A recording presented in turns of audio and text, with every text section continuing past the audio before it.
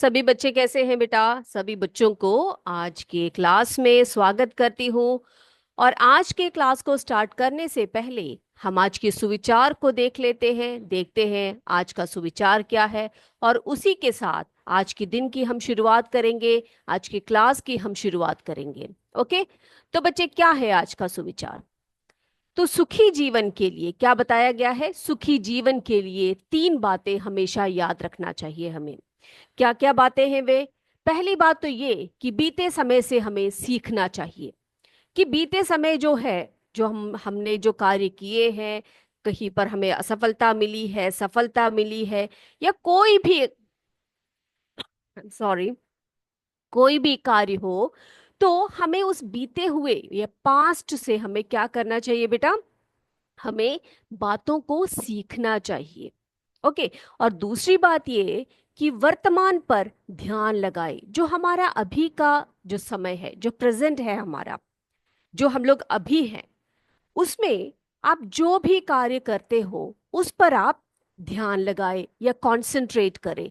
कोई भी कार्य हो, पढ़ाई हो, लिखाई हो, खेल हो, कूद हो, कोई भी कार्य आप कर रहे हो तो उस पर आप ध्यान लगाए। और तीसरी बात ये कि भविष्य के लिए उम्मीद रखें, यानी कि जो आपका आने वाला फ्यूचर है उसमें आप क्या करेंगे, क्या करेंगे बेटा, उसमें हम उम्मीद रखेंगे। ठीक है, क्या करेंगे, उम्मीद रखेंगे। यानी कि हमें उम्मीद कैसे रख सकते हैं हम लोग, जब हम लोग बीते हुए समय से सीखेंगे, वर्तमान पर ध्यान लगाएंगे और उसको अच्छी तरह से करने का प्रयास करेंगे उस कार्य को, तो हम भविष्य में उसकी उम्मीद भी कर सकते हैं, यानी कि अच्छी चीजों की उम्मीद हम लोग कर सकते हैं। तो इसी एक सुविचार के साथ आज की क्लास को हम यहाँ पर स्टार्ट करते हैं। तो बच्चे, हम लोग पढ़ रहे थे लेसन ऊष्मा, हीट, है ना, जिसमें कि हमने पिछली क्लास में तापमापन के बारे में पढ़ा था, याद है आपको। तो तापमापन यानी कि मेजरमेंट ऑफ टेम्परेचर। तो टेम्परेचर को मेजर करने के लिए हमने दो डिवाइसेस के बारे में पढ़े थे। कौन से थे वो, जी हाँ, क्लिनिकल थर्मोमीटर और लेबोरेटरी थर्मोमीटर, है ना, प्रयोगशाला थर्मोमीटर के बारे में हमने बहुत अच्छी तरह से पढ़ लिया था। तो बेटा, जब लेबोरेटरी थर्मोमीटर या प्रयोगशाला थर्मोमीटर के बारे में हमने पढ़ा था, तो एक छोटा सा एक टॉपिक रह गया था, जो है सावधानियां क्या बरतनी चाहिए। जैसे कि हमने क्लिनिकल थर्मोमीटर के बारे में पढ़ा था कि उसे यूज करते समय क्या क्या ध्यान रखना चाहिए, क्या क्या सावधानियां हमें बरतनी चाहिए, है ना। तो उसी प्रकार जो प्रयोगशाला थर्मोमीटर है उसका प्रयोग करते हुए भी हमें क्या करना चाहिए, बहुत सारी बातों का हमें ध्यान रखना चाहिए। तो वो सब बातें क्या है, जरा देख कर आए हम लोग। ठीक है, उसको भी आप नोट करके रखेंगे कि प्रयोगशाला जो थर्मोमीटर है या तापमापी है, उसका उपयोग करते समय हमें किन किन बातों का हमें ध्यान रखना चाहिए। ओके, तो यहाँ पे देखिए आप, ये रहा। तो हमेशा आपको क्या करना चाहिए, जो क्लिनिकल थर्मोमीटर है उसको यूज करते समय क्या क्या सावधानियां आप रखेंगे। तो आपको क्या करना है, सबसे पहले तो जब प्रयोगशाला थर्मोमीटर को आप लेते हैं तो हमेशा बिना झुकाए क्या करना चाहिए, सीधे खड़े अवस्था में उसको रखना चाहिए। क्या करना चाहिए बेटा, सीधे सीधे उसको रखना चाहिए, है ना, उसको खड़े अवस्था में आपको रखना चाहिए। नहीं तो क्या होगा बच्चे, नहीं तो क्या होगा बताइए आप लोग मुझे। सीधे अवस्थे में आप उसको नहीं रखेंगे तो वो, उसका मेजरमेंट जो है आपको सही प्रकार से नहीं मिलने वाला है। ओके, चलिए, तो ये बात हो गई। दूसरी बात ये है कि थर्मोमीटर का जो बल्ब होता है, कभी भी उस बर्तन की सतह को नहीं छूना चाहिए जिसमें पदार्थ को रखा गया है। तो आप क्या करेंगे, एक होल्डर में उसको रखेंगे या फिर हाथ से ऐसे पकड़ेंगे ताकि वो जो बल्ब है जो थर्मोमीटर का, वो जिस बर्तन की आप पदार्थ के टेम्परेचर को देख रहे हैं उसकी सतह को, उसके बॉटम में उसको नहीं छूना चाहिए। Is this clear. और अगली बात, थर्मोमीटर का बल्ब पदार्थ में पूरी तरह से डूबा होना चाहिए ताकि यह बल्ब को सभी तरफ से ढक ले, ताकि हमें जो टेम्परेचर हम जिस पदार्थ का ले रहे हैं उसको सही प्रकार से हम ले पाए। तो ऐसी कुछ सावधानियां हैं जो आपको बरतनी चाहिए जब भी आप एक लेबोरेटरी थर्मोमीटर या प्रयोगशाला थर्मोमीटर का प्रयोग हम करते हैं।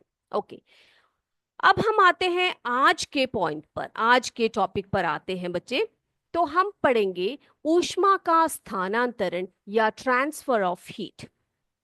तो पिछली क्लास में मैंने एक छोटा सा हिंट आपको दिया था कि जैसे कि यहां पर आप मान लीजिए, यहां पर एक मोमबत्ती रखी है। क्या रखी है? मोमबत्ती या कैंडल रखा हुआ है। हमने उसको जलाया हुआ है, ठीक है। क्या किया है? उसको हमने जलाया हुआ है।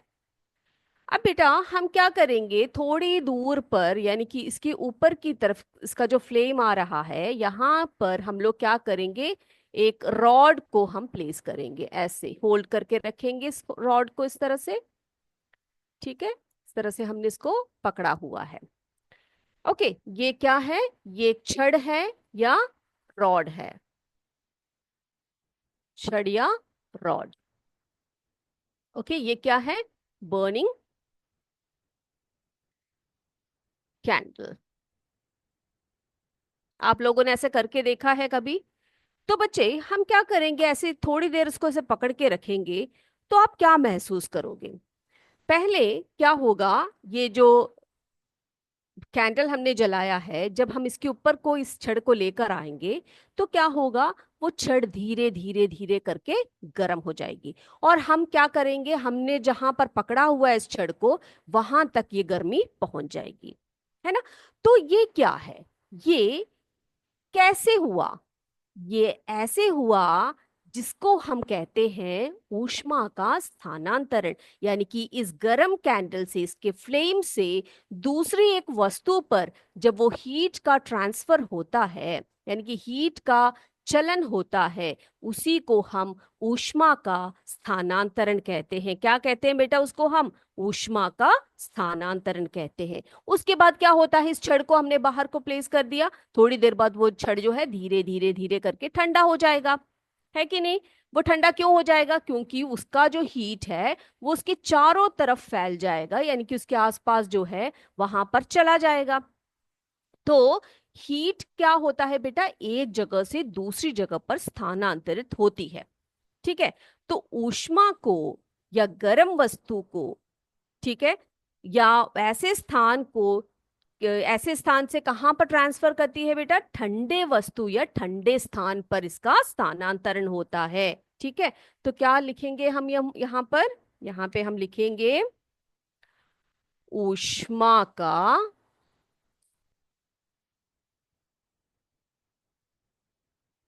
गर्म वस्तु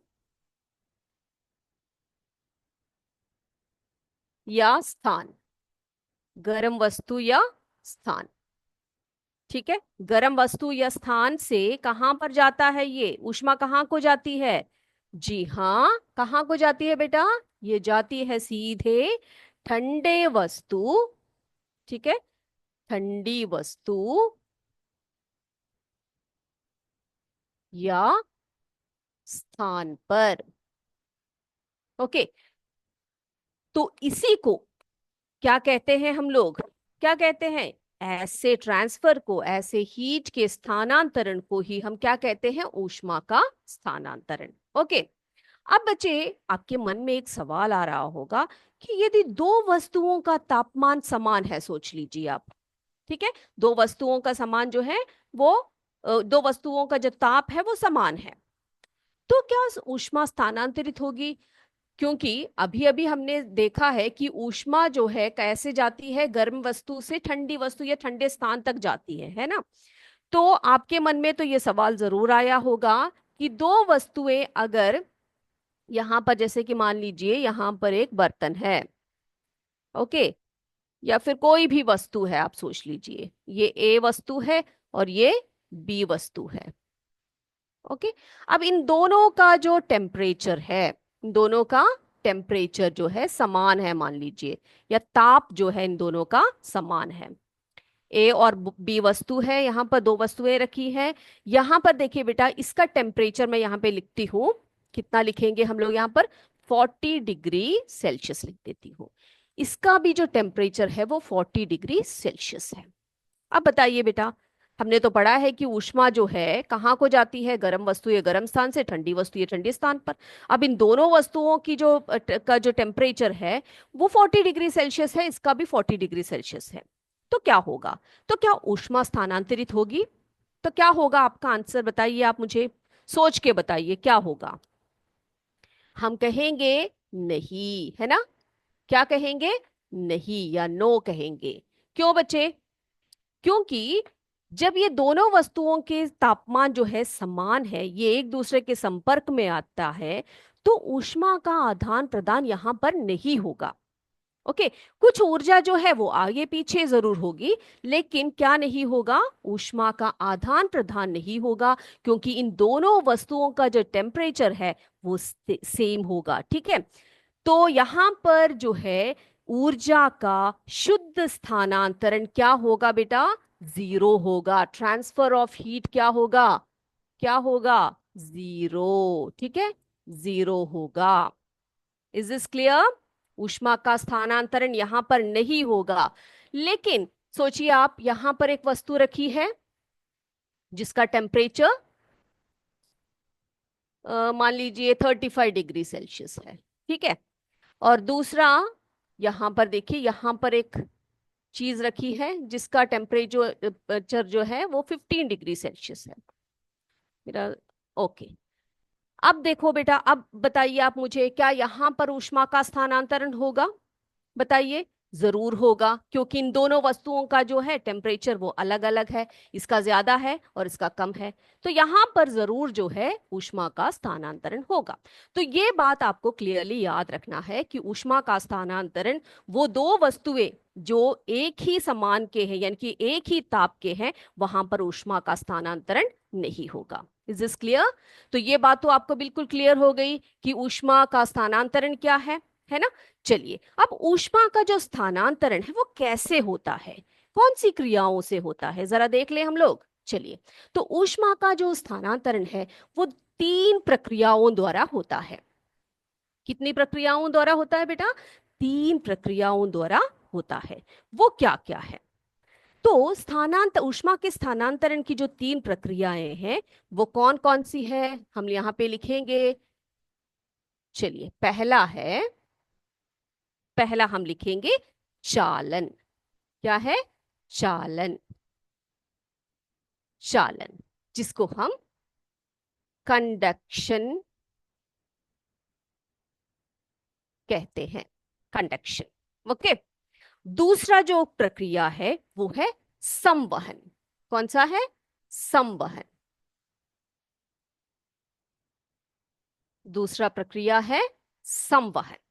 अब संवहन को हम कन्वेक्शन कहते हैं अंग्रेजी में। कन्वेक्शन। ओके।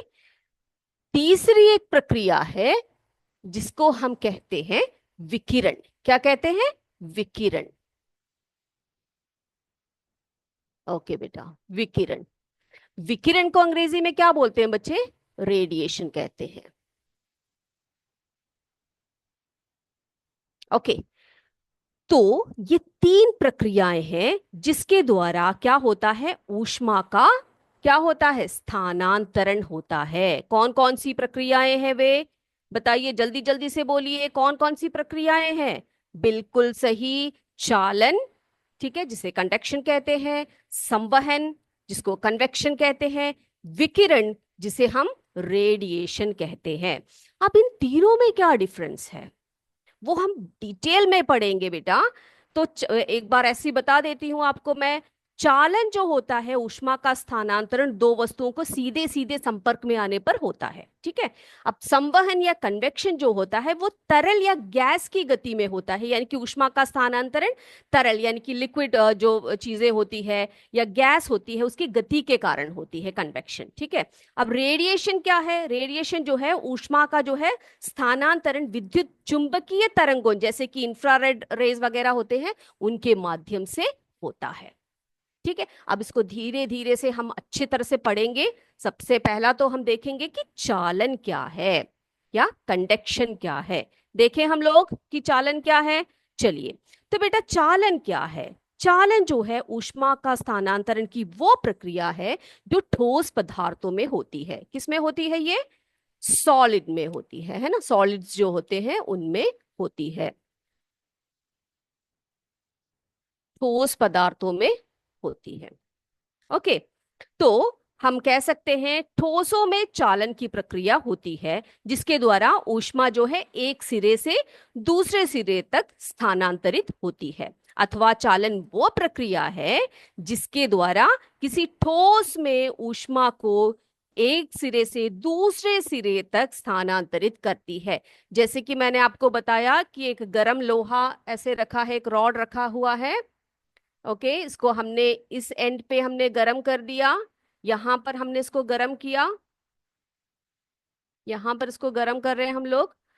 तो यहां से हीट जो है वो ट्रांसफर, एक सिरे से ट्रांसफर होते होते दूसरे एंड तक ये पहुंच जाएगा। ओके, तो ये जो लोहे की छड़ है, या लोहे का जो रॉड रखा है, ये क्या है? ये सॉलिड है कि नहीं? तो हम कहेंगे चालन वो प्रक्रिया है जिसमें कि क्या होता है, हाँ, किसी ठोस में ऊष्मा का एक सिरे से दूसरे सिरे तक स्थानांतरित होना, उसी को हम क्या कहते हैं? चालन कहते हैं। तो चालन की थोड़ी सी और बातें हम लोग कर लेते हैं, देख के आते हैं एक्टिविटीज के द्वारा। तो बेटा, एक मिनट, सबसे पहले तो आपको यही बता देते हैं कि ये जो है प्रक्रियाएं देख लो, हमने तीन जो बताए आपको ऊष्मा के स्थानांतरण की जो प्रक्रियाएं हैं वो कौन कौन सी बताई थी आपको?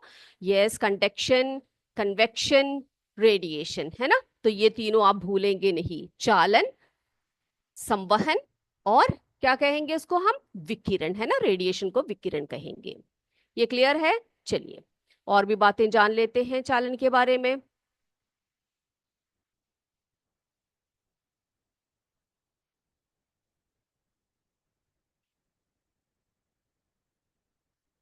तो यहाँ पे देखिए बेटा, चालन जो है यहाँ पर जैसे कि आपको बताया मैंने, यहाँ पे देखिए आप, मैंने यहाँ पर हमने एक बर्नर जलाया हुआ है ना, और इसमें एक रॉड को पकड़ा हुआ है। और इस रॉड को पकड़ते समय क्या हो रहा है? हीट का, यानी कि ऊष्मा का स्थानांतरण हो रहा है एक जगह से दूसरे एंड पर। क्या हो रहा है बेटा? हीट का, ऊष्मा का स्थानांतरण, हीट का ट्रांसफर हो रहा है। ये कैसे पदार्थों में होता है? कैसे पदार्थों में होता है? ठोस पदार्थों में होता है ना? तो ठोसों में ऊष्मा के स्थानांतरण की प्रक्रिया को चालन कहा जाता है। आप नोट करके रखिए इसके डेफिनेशन को। कंडक्शन क्या है? ठोसों में ऊष्मा के स्थानांतरण की जो प्रक्रिया होती है उसी को क्या कहा जाता है? चालन कहा जाता है। ओके, अब यहाँ पे देखिए आप, यहाँ पर आप देख सकते हो, ये जो यहाँ पर एक बर्नर जला रखा है और यहाँ पर एक रॉड को फिक्स करके रखा हुआ है, और इसके टेम्परेचर को मापा जा रहा है with the help of lab thermometer, है ना? हमने पढ़ा हुआ है, लैब थर्मोमीटर की सहायता से हम जो है लैब्स में क्या करते हैं बेटा? चीजों का क्या करते हैं? टेम्परेचर का मापन करते हैं, है ना? तो यहाँ पर देखिए आप, एक जगह पर आग लगा रखा है, और ये रॉड जो है यहाँ पे देखिए बेटा ऐसे गर्म हो रहा है ना? गर्म हो रहा है। पहले तो देखो, सबसे पहले कहां पर ज्यादा टेम्परेचर है? इसके एंड में, इस एंड में जहां पर ये जल रहा है, यहां पर सबसे ज्यादा टेम्परेचर होगा। लेकिन आप देखोगे यहां पर थोड़ा सा कम है और यहां पर सबसे कम है ना? जो आग से जहां पर दूर है वहां पर इसकी टेम्परेचर दूर है। लेकिन थोड़ी देर बाद क्या होगा? ये जो टेम्परेचर है वो इंक्रीज करेगा, यहां तक ऐसे बढ़ जाएगा, है ना? तो दूसरे शब्दों में हम कहेंगे ठोसों में चालन की प्रक्रिया द्वारा ऊष्मा को एक सिरे से दूसरे सिरे तक स्थानांतरित किया जाता है। अथवा चालन वो प्रक्रिया है जिसके द्वारा किसी ठोस में ऊष्मा के एक सिरे से दूसरे सिरे तक स्थानांतरित किया जाता है। Is this clear? सभी बच्चों को क्लियर हो गया बेटा? चलिए, तो किसी भी ठोस में ऊष्मा जो है एक सिरे से दूसरे सिरे तक एक ही बार में स्थानांतरित नहीं होता। जैसे कि पिछले पिक्चर में आपको मैंने दिखाया है ना, एक ही झटके में एक जगह से दूसरी जगह पर स्थानांतरित नहीं होता, टाइम लगता है उसमें। इसमें क्या लगता है? समय लगता है। अर्थात ठोस पदार्थ जो होते हैं, जो सॉलिड्स होते हैं, उसमें ऊष्मा जो है एक सिरे से दूसरे सिरे तक धीरे धीरे स्थानांतरित होती है। तो इस पॉइंट को भी आप क्या करेंगे बच्चे, अच्छी तरह से नोट करके रखेंगे। ठीक है, ये क्लियर है ना सबको? चलिए आगे देखते हैं। आगे चालन के बारे में और भी बातें करेंगे हम लोग। तो चालन की जो प्रक्रिया है ना बेटा, वो आपको बिल्कुल क्रिस्टल क्लियर होना चाहिए, इसीलिए इसके बारे में इतनी डिटेल में हम आपको बता रहे हैं। अब बच्चे, कुछ वस्तुएं जो होती है वो कैसी होती है? तो यहां पर देखिए, एक सवाल आपके मन में आता है कि क्या सभी पदार्थों में ऊष्मा का चालन आसानी से हो जाता है?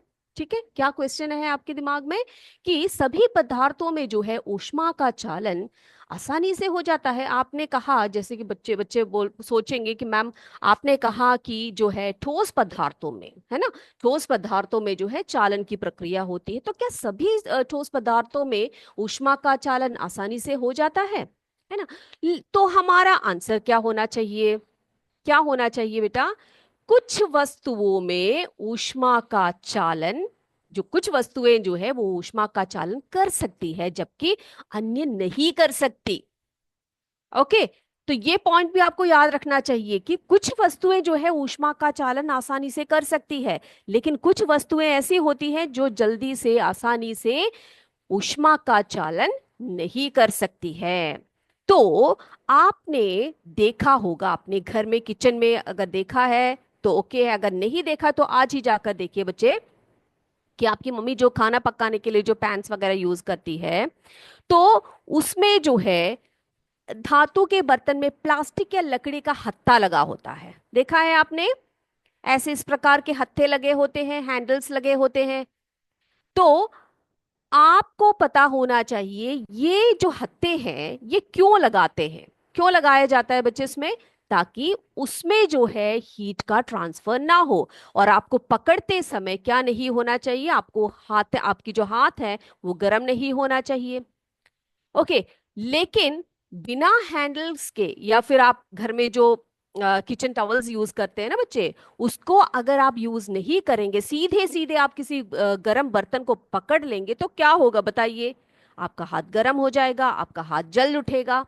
तो इसको अवॉइड करने के लिए धातु के बर्तनों में, चाहे वो एल्यूमिनियम हो, स्टील हो या आयरन हो, ऐसे बर्तनों में प्लास्टिक या लकड़ी का हत्था लगाया जाता है, ताकि उसमें गर्मी ट्रांसफर ना हो, हीट ट्रांसफर ना हो। तो ये कैसी वस्तुएं हैं बताइए आप मुझे, ये कैसी वस्तुएं हैं? ये वो वस्तुएं हैं जिसमें क्या नहीं होता बेटा? जी हाँ, हीट का ट्रांसफर जल्दी से नहीं हो पाता है ना? या नहीं, नहीं के बराबर हम लोग कह सकते हैं, नहीं होता है। तो ऐसे वस्तुओं को क्या कहा जाता है? आप जानते हैं क्या ऐसे वस्तुओं को क्या कहा जाता है? क्या कहा जाता है बेटा? जिन वस्तुओं से ऊष्मा का स्थानांतरण होता है उन वस्तुओं को क्या कहा जाता है, और जिन वस्तुओं में ऊष्मा का स्थानांतरण नहीं होता है, ऐसे वस्तुओं को क्या कहा जाता है? किसी को पता है? बताए तो बताइए आप लोग मुझे। बिल्कुल आप जानते हो, है ना, जैसे कि हमने इलेक्ट्रिसिटी जब पढ़ते थे, पिछले क्लास में भी आपने पढ़ा होगा, तो उसमें आपने कंडक्टर्स, इंसुलेटर्स के बारे में पढ़ा होगा। तो वो इलेक्ट्रिसिटी के कंडक्टर्स या इंसुलेटर्स हैं। यहाँ पर हम देखेंगे कुछ ऐसी वस्तुएं होती हैं जिसके द्वारा, जिसके माध्यम से ऊष्मा का स्थानांतरण की अनुमति होती है। उन्हें हम क्या कहते हैं? उन्हें हम कहते हैं चालक वस्तुएं। क्या कहते हैं? चालक। ठीक है, क्या कहते हैं उनको हम? चालक या कंडक्टर्स। तो ये थर्मल कंडक्टर्स कहलाते हैं। क्या कहलाते हैं बेटा? Thermal conductors. थर्मल यानी कि हीट होता है ना?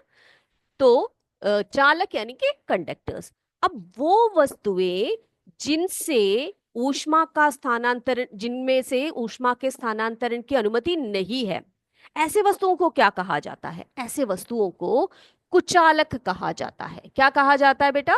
कुचालक कहा जाता है। कुचालक ऐसी वस्तुएं होती है जिनके द्वारा हीट का ट्रांसफर नहीं, या फिर वो अलाउ नहीं करते हैं उसमें से ऊष्मा के स्थानांतरण को। तो ऐसे वस्तुओं को क्या कहा जाता है? कुचालक कहा जाता है या इंसुलेटर्स कहा जाता है।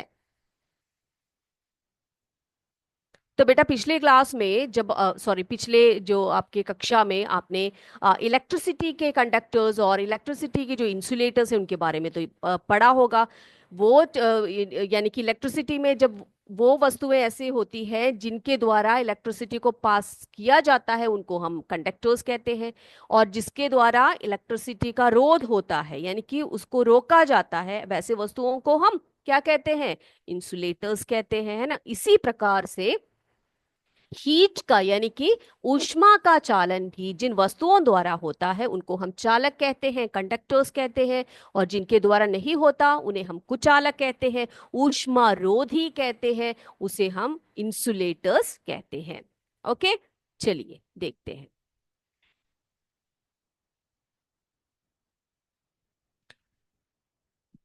अब हम देखेंगे आप कैसे लिखोगे चालक और कुचालक के बारे में, आप कैसे लिखेंगे बेटा। तो देख लेते हैं हम लोग चालक और कुचालक को कैसे आप डिफरेंशिएट करते हो, ये देखते हैं।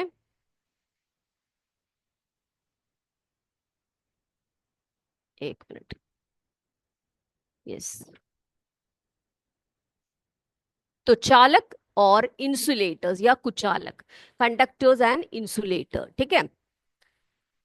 तो यहां पर देखिए बेटा, चालक चालक कौन सी वस्तुएं होते हैं या कंडक्टर्स कौन से हैं? वे वस्तुएं जो ऊष्मा को अपने से होकर गुजरने देती है उन्हें वो वे क्या कहलाती हैं? चालक कहलाती हैं। उदाहरण के लिए तांबा, एल्यूमिनियम, कॉपर, गोल्ड, ऐसे जो मेटल्स होते हैं ना बेटा, वो मेटल्स जो होते हैं वो क्या होते हैं? वो ऊष्मा को अपने अंदर से गुजरने देते हैं, चालन की प्रक्रिया को होने देते हैं। तो ऐसे वस्तुओं को हम क्या कहते हैं? चालक कहते हैं या कंडक्टर्स कहते हैं। अब कुछ ऐसे वस्तुएं होते हैं जो अपने से ऊष्मा का प्रवाह नहीं होने देते हैं, उसके हीट का फ्लो नहीं होने देते हैं।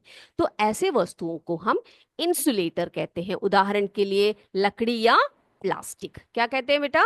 उनको हम इंसुलेटर या कुचालक या क्या कहते हैं? हाँ बिल्कुल सही, ऊष्मा रोधी पदार्थ कहते हैं। तो इसीलिए हम लोग जब बर्तनों का उपयोग करते हैं उनके हथों में प्लास्टिक का प्रयोग करते हैं, उसके हाथों में हम लोग किसका प्रयोग करते हैं बेटा? वुड का प्रयोग करते हैं, है ना। तो ऐसे दोनों वस्तुएं हैं जो क्या करते हैं, एक तो वो जो हीट का ट्रांसफर करने देती है और दूसरा जो हीट का ट्रांसफर नहीं होने देती है। Is this clear? अब बच्चे, आपके लिए एक जो है आपकी पुस्तक में एक सारणी है, एक टेबल बना हुआ है, उसमें थोड़ी सी बातें दी गई है। वो आपने क्या करना है, इसके आधार पर सुचालक और कुचालक इंसुलेटर्स या कंडक्टर्स के आधार पर आपने उसको फिल करना है, उसको कंप्लीट करना है। उसमें क्या दिया हुआ है? उसमें दिया है वस्तु। वस्तु, ठीक है।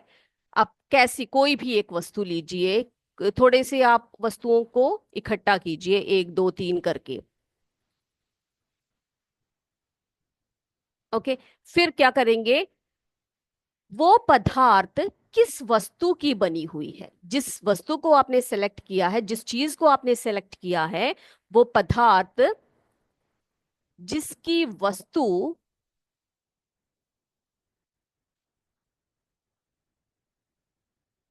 जिसकी वस्तु जो है बनी है, यानी कि वो वस्तु किससे बनी हुई है। ओके, चलिए। अब तीसरे कॉलम में क्या है बच्चे? तीसरे कॉलम में है, क्या आप उसको जलाते समय या आग पर रखते समय दूसरा सिरा गर्म होता है या नहीं? ठीक है, दूसरा सिरा गर्म होता है, होता है या नहीं? ओके। अब जैसे कि एक उदाहरण के लिए एक छोटा सा बता देती हूं आपको, तो उसी प्रकार से आपने करना है। जैसे कि मैंने एक वस्तु ले ली यहां पर, एक चम्मच ले लिया, स्टील का चम्मच, ठीक है। चम्मच यानी कि स्पून ले लिया मैंने, स्टील का चम्मच। अब स्टील का चम्मच जो है वो किस धातु से बनी है? वो एक धातु से बनी है, मेटल का बना हुआ है ना। मेटल का बना हुआ है या धातु की बनी हुई है। अब उसको गर्म करते समय हमें पता है, जब स्टील को आप काफी देर तक आप आग में ऐसे पकड़ के रखेंगे तो एक सिरे से दूसरे एंड तक उसकी गर्मी आएगी। थोड़ी देर बाद आप उसको होल्ड नहीं कर पाओगे, है ना। तो दूसरा सिरा जो है उसका गर्म हो रहा है, तो यहाँ पर आप लिखेंगे हाँ, है ना। क्या लिखेंगे आप? हाँ करके लिखेंगे, यस करके लिखेंगे। तो इस प्रकार से आपने क्या करना है, ऐसे वस्तुओं को आपने इकट्ठा करना है, उनको जो है देखना है कि वो किस पदार्थ से बनी है, उसको जो है गर्म करते समय एक सिरे से दूसरा सिरा जो है गर्म होता है या नहीं। और इसको करते समय आपके जो बड़े हैं, आपकी मम्मी पापा या आपके बड़े भाई बहन आपके साथ होने चाहिए, नहीं तो कभी भी आप आग से नहीं खेलेंगे या आग के पास नहीं जाएंगे। ठीक है। तो चलिए बेटा, आपके इन द आंसर्स का मैं इंतजार करूंगी। अगले क्लास में हम आपसे फिर मिलेंगे। तब तक जय विद्या शक्ति, जय हिंद, जय भारत। धन्यवाद।